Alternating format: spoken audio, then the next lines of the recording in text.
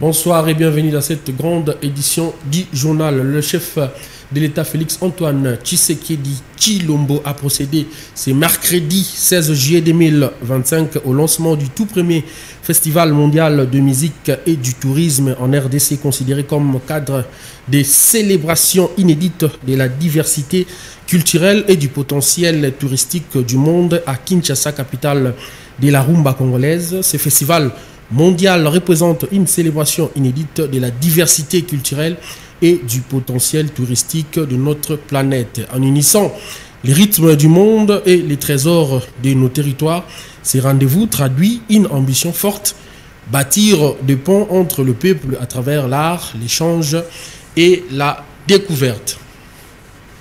Le VPM de transport, voie des communications et des enclavements, Jean-Pierre Bemba, a présidé mardi 15 juillet 2025 à Kinshasa la séance de présentation architecturale du futur aéroport international d'Ndjili. Une présentation réalisée par l'entreprise américaine Skidmore et Myrail en collaboration avec le maître d'ouvrage du projet, la société Infrarose. Quelques membres du gouvernement ont participé à cette séance de présentation, notamment les ministres des Finances Doudou Fwamba et la ministre des Affaires étrangères Thérèse Kaikwamba. Les points avec Maxime Makabo. En présence du ministre des Finances Doudou Fwamba, de la ministre d'État en charge des Affaires étrangères Thérèse Kaikwamba Wagner, de la ministre de la Culture Hollande Elébé, ainsi que de l'ambassadrice des États-Unis en République démocratique du Congo Lucie Tamelin, le vice-premier ministre, ministre des Transports, voie des communications et des enclavements Jean-Pierre Bemba, a présidé mardi 15 juillet 2025 la séance des présentations architecturales du futur aéroport international d'Ndjili. Cette présentation a été réalisée par l'entreprise américaine Skidmore et Wings et Merrill Son en collaboration avec le maître d'ouvrage du projet, la société Infrarose. Ce projet d'envergure s'inscrit dans la stratégie nationale de modernisation des infrastructures des transports, la mise en service du nouvel aéroport international d'Ndjili, prévu pour le premier trimestre 2028, permettra de doter la capitale d'une plateforme aéroportuaire moderne, conforme aux standards internationaux. Lui a porté sur une présentation des plans pour l'élaboration, le développement d'un nouvel aéroport international de Ndjili, entre autres avec des présentations du bureau d'architectes SOM venu des États-Unis d'Amérique. Il y avait plusieurs ministres sectoriels qui ont participé, y compris le ministère des Affaires étrangères. Je pense que de la perspective de notre ministère, mais c'est un avis qui a été partagé par plusieurs autres collègues aussi, c'est évidemment une symbolique extrêmement positive de voir une entreprise de renommée américaine s'investir dans ce projet d'une telle symbolique. C'est la porte d'entrée vers la République démocratique du Congo et ça nous montre justement que dans notre logique de rapprochement avec les États-Unis d'Amérique, nous ne restons pas dans une optique qui se limite, comme certains le pensent, uniquement sur les questions de minerais stratégiques, mais plutôt une compréhension beaucoup plus large, et je pense que ce sera un projet emblématique qui nous montrera comment on pourra aussi imaginer un partenariat plus étroit entre la République démocratique du Congo et les États-Unis d'Amérique, qui va bien au-delà des clichés qui sont pour l'instant, si vous voulez, un peu à la mode. Je pense que cet aéroport pourra nous donner beaucoup d'inspiration. Ça a été une réunion formidable qu'on a eue aujourd'hui et c'est quelque chose qu'on n'a jamais vu, si je vais vous être franc avec vous. C'est quelque chose qui va être la fierté de toute la nation, mais pas seulement la fierté de la RDC, mais ce sera la vitrine de tout le continent africain, parce qu'on est en train de faire quelque chose en étroite collaboration avec notre partenaire SOM, une société américaine. On avait parlé que ce sera la toute première aérogare, et aussi côté piste, qui va être aux normes internationaux. Processus de paix en RDC, le bureau de l'Assemblée nationale a échangé avec la délégation de la facilitation de l'Union africaine, cadre choisi, l'hôtel du fleuve à la Goumbé. Reportage. Le bureau de l'Assemblée nationale, composé notamment du premier vice-président Isaac Jean-Claude Chilumbaï, du rapporteur Jacques Joly et Sengekeli et de la questeure adjointe Grace Nehema, a eu une séance d'information le mardi 15 juillet 2025 à l'hôtel du Fleuve avec la délégation du panel des facilitateurs de la médiation de paix de l'Union africaine pour la RDC, conduite par deux anciens chefs d'État, à savoir Saïl Works Zewde de l'Éthiopie et Catherine Samba Panza de la République centrafricaine. L'objectif de cette rencontre était d'avoir la version représentation nationale sur la crise qui secoue la partie orientale de la République démocratique du Congo depuis un peu plus de 30 ans avec des milliers de morts. Cette séance d'information s'inscrit dans une dynamique de soutien actif au processus de la pacification de l'Est de la RDC afin de consolider les avancées réalisées en matière de paix conformément à la vision du président de la République, Félix-Antoine Tshisekedi Tshilombo, qui a conduit à la signature le 27 juin dernier de l'accord de paix à Washington entre la RDC et le Rwanda sous la médiation des États-Unis d'Amérique. Ils ont plus souhaité en savoir un peu plus de notre conception de ce que nous savons de la crise et des efforts qui sont fournis ici dans le cadre de sa résolution. Voilà, c'était plus une séance d'information pour eux, ce n'était pas des discussions conjuguées en vue d'une résolution immédiate d'un problème, mais plutôt des idées, des éléments qui peuvent faciliter leur activité. Voilà, c'est ce que nous avons tenté de faire ici avec l'équipe de la facilitation. C'est toujours une bonne chose, une bonne nouvelle de penser qu'il y a des personnes, des frères africains qui s'intéressent à envisager les possibilités de sortir d'une crise qui n'a fait que trop endeuiller le Congo. C'est vrai que nous pouvons toujours constater avec toute notre population qu'il y a eu une certaine lenteur qu'ici au Congo, la plupart de nos compatriotes ont considéré comme de l'indifférence de l'Union africaine, même si ceci intervient avec beaucoup de retard, le plus important que ça arrive quand même.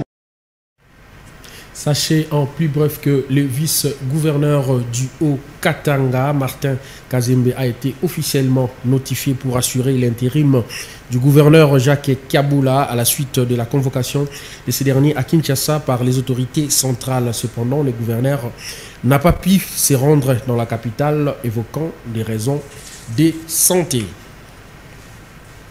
Tout à fait autre chose à présent, et cette réaction du professeur Boniface Kabissa face à ceux qui sont pessimistes quant à l'issue de l'accord de paix RDC-Rwanda signé sous l'égide de Washington. Pour ces criminologues, cet accord est exceptionnel plutôt, car il y a cette fois-ci un facteur exogène important qui est les États-Unis et un autre facteur endogène important qui est les minéraux de notre pays. Voilà ce qui les différencie des accords précédents. Le professeur Kabissa a été invité du magazine Au-delà de l'actualité. On l'écoute. Je veux m'adresser plutôt à ceux qui sont pessimistes par rapport à l'accord. Je fais recours ici aux mathématiques de l'école primaire. 0 plus 1 égale 1. Donc on avait 0. Aujourd'hui, si nous avons 1, c'est un bénéfice. Il est un peu, mais c'est quand même un bénéfice pour la paix à l'Est.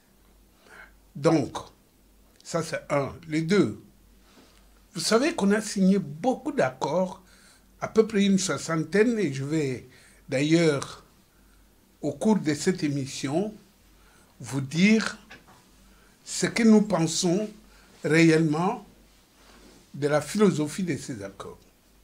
Nous pensons que c'est une très bonne chose, mais tout ne dépend pas de l'accord, tout dépend de notre façon de l'appliquer.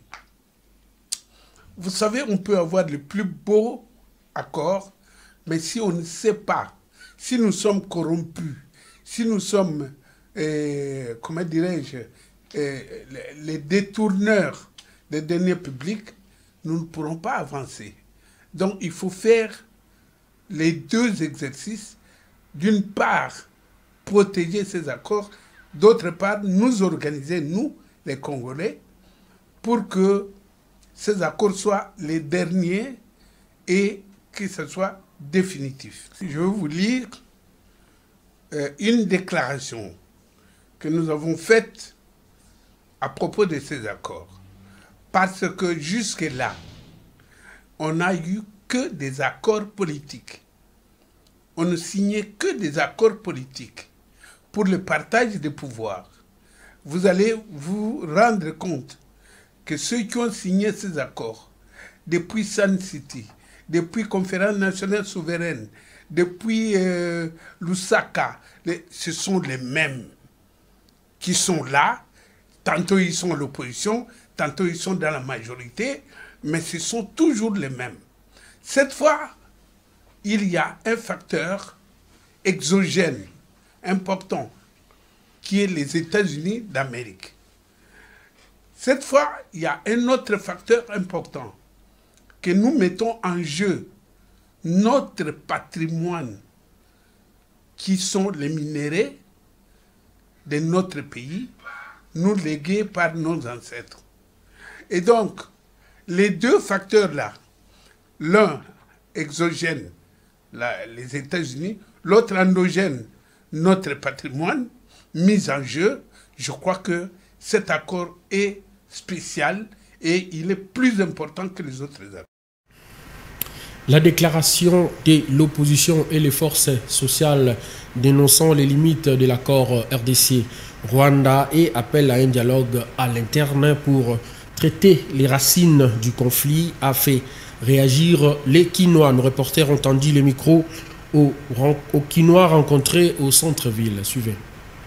Que pensent les Kinois de la déclaration de l'opposition et forces sociales congolaises qui dénoncent les limites de l'accord de paix RDC-Rwanda signé sous l'égide des États-Unis qui insiste sur les racines internes du conflit et appelle à un dialogue sincère entre Congolais? Pour qu'un être individu naisse, vienne au monde, il dépend de ses parents.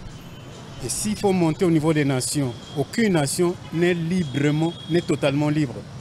Vous pouvez être indépendant politiquement, mais économiquement, vous devez collaborer, vous devez avoir des accords commerciaux avec les pays étrangers. Or, nous savons que l'Afrique est dirigée par ces puissances-là. Parce que pour avoir un dirigeant qui va rester au fauteuil là, libre pour travailler comme il veut, non, ça ne va pas marcher. Ces accords-là ont l'avantage d'indexer le pays, le vrai pays agresseur du Congo. Ce n'est pas le Rwanda. Ce sont les États-Unis et les Occidentaux qui tiraient les ficelles. Donc, comme le président, donc notre gouvernement a eu l'audace de négocier avec ces gens-là et qu'ils ont chapeauté ces accords, moi je pense que c'est une meilleure façon. Ils ont agi de la meilleure façon. Pas forcément. Il faut cibler le problème. Parce que notre problème avec le Rwanda ne dépend pas directement du Rwanda. C'est vrai, le Rwanda ambitionne de prendre nos terres pour les occuper. Mais sur le plan économique, ce sont ces pays-là qui ont besoin des matières qu'ils exploitent, les coltons et autres pour leurs industries. Est-ce que le Rwanda a des industries pareilles? Il n'y en a pas. Ce sont ces pays-là qui ont besoin de cette matière-là et qui utilisaient le Rwanda pour qu'ils puissent avoir ces matières facilement. Donc, si on implique ces pays-là, on aura facilement aussi la solution. Bon, opinion nanga accord il faut esalema pour la solution en mboka. Tokoyeko pour la CKT. Esalema libanda, esalema awa, le nécessaire c'est la solution. Nous avons besoin de la paix. Esalema naba congolais, esalema naba étranger. Le problème c'est koyeba nani origine ya agression. Origine est cause na mopaya et qui va utiliser mon mboka. Ce qui est aussi d'accord na mon mboka, mutu oyo atinda ki ya kotinda bato mosusu. Donc ponanga eleki bien. Mieux vaut ko kende pa ya mutu oyo mukolo likambo ko sala na ya accord de paix. Coup d'envoi, c'est jeudi 17 juillet 2025 dans l'ensemble du territoire national du test national de sélection et d'orientation scolaire professionnelle TENASOP, édition 2025. En effet, cette épreuve de 2 jours, soit du 17 au 18 juillet concerne les élèves de 8e année secondaire. Ils seront évalués à travers cette épreuve nationale qui va déterminer leur future orientation scolaire et professionnelle. Et puis la décision du ministre de l'Éducation nationale autorisant les jeunes filles enceintes à rester à l'école divise l'opinion. Si certains appuient cette décision, d'autres par contre la rejettent. À ce sujet, nos reporters ont tendu les micros à quelques Quinois rencontrés au centre-ville. Regardez. Les Quinois n'y sont pas restés indifférents face à la décision du ministre de l'Éducation nationale autorisant les jeunes filles enceintes à rester à l'école. Non, moi je pense que c'est une bonne chose, c'est pas mauvais. C'est pas mauvais, c'est des personnes.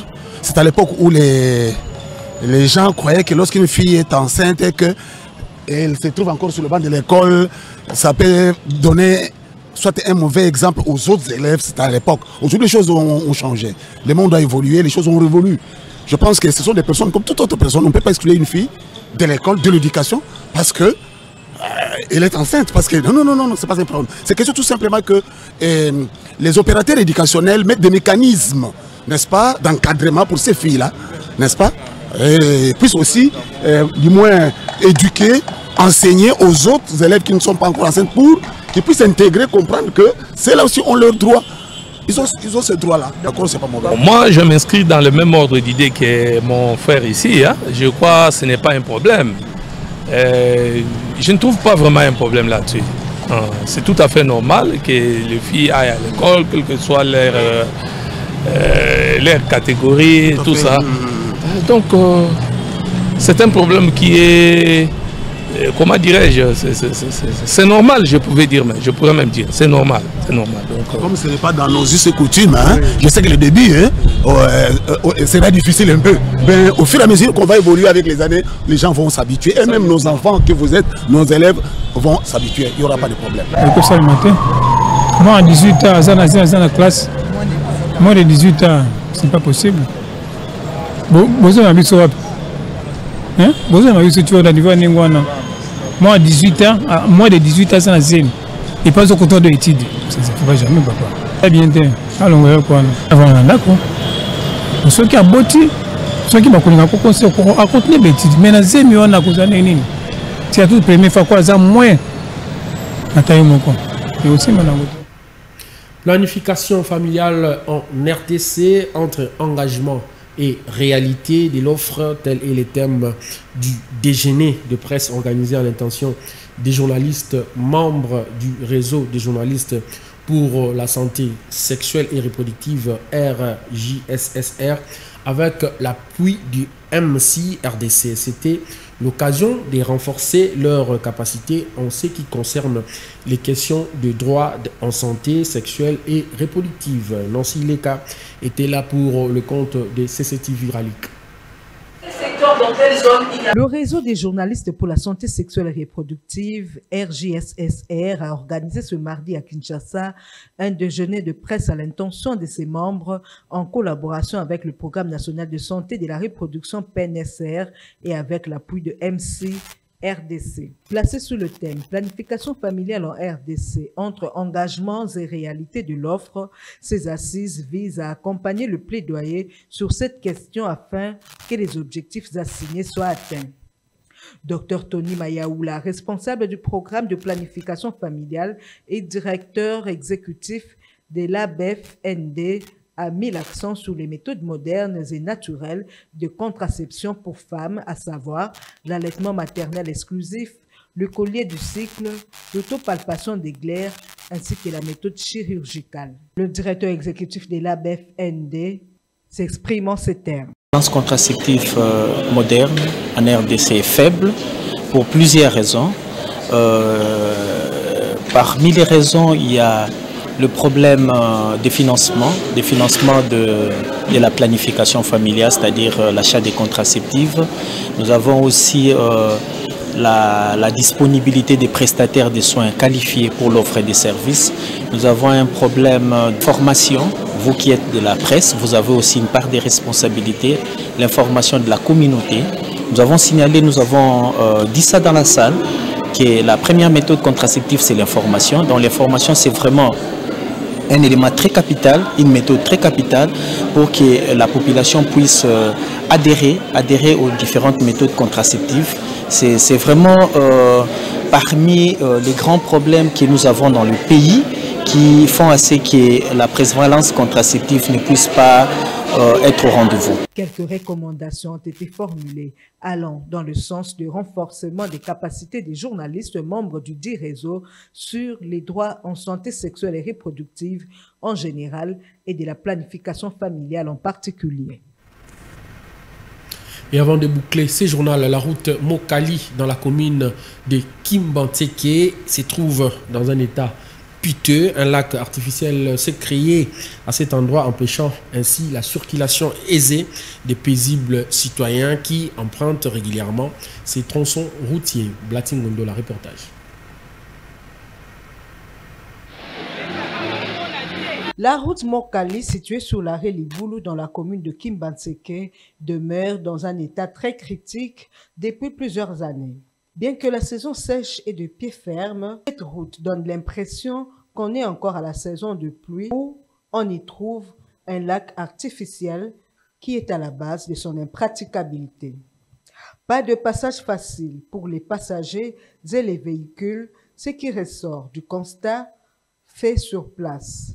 Selon certaines indiscrétions, la cause majeure de cette situation serait liée à un tuyau de la régie des eaux percées au milieu de cette route qui est en train de l'inonder en la rendant dans un état déplorable.